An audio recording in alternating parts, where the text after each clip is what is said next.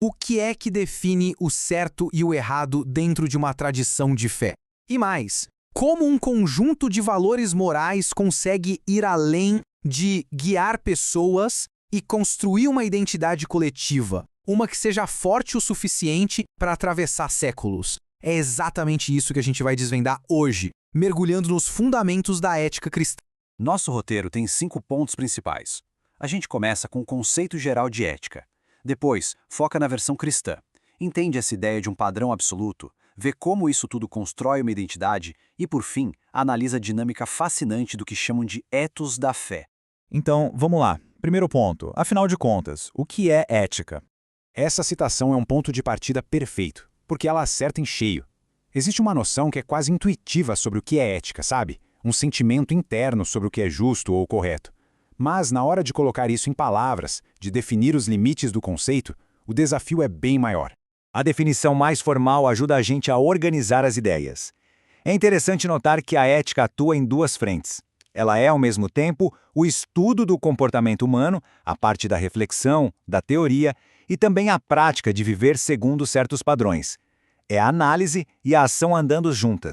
E essa imagem aqui ajuda a visualizar a ética não como uma coisa só, um bloco único, mas como um mosaico. Ela é feita de várias peças: respeito, igualdade, valores, direitos. Cada uma delas contribui com uma cor, uma forma para o quadro geral da conduta humana.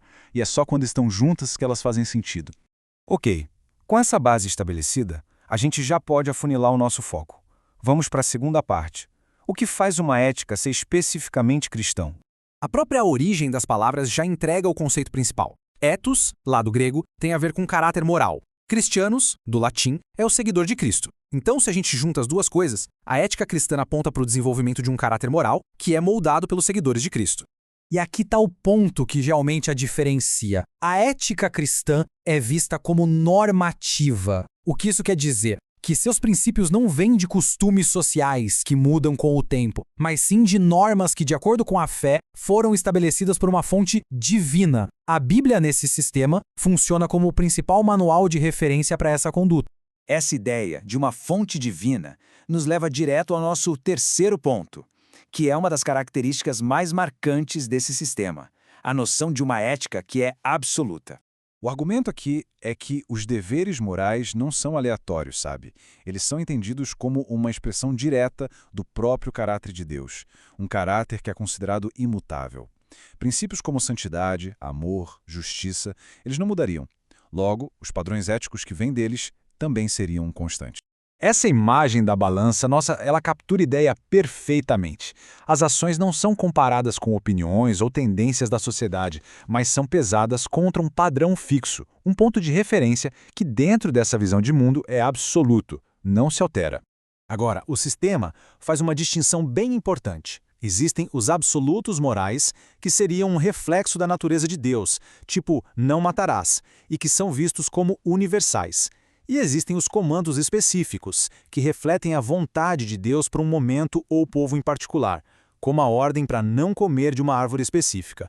Um é atemporal, o outro é contextual. É uma diferença fundamental. Certo, já entendemos as regras. Mas como é que um sistema ético sai do papel e se transforma na cola que une uma comunidade? É o que a gente vai ver agora na quarta parte: ética e identidade cristã.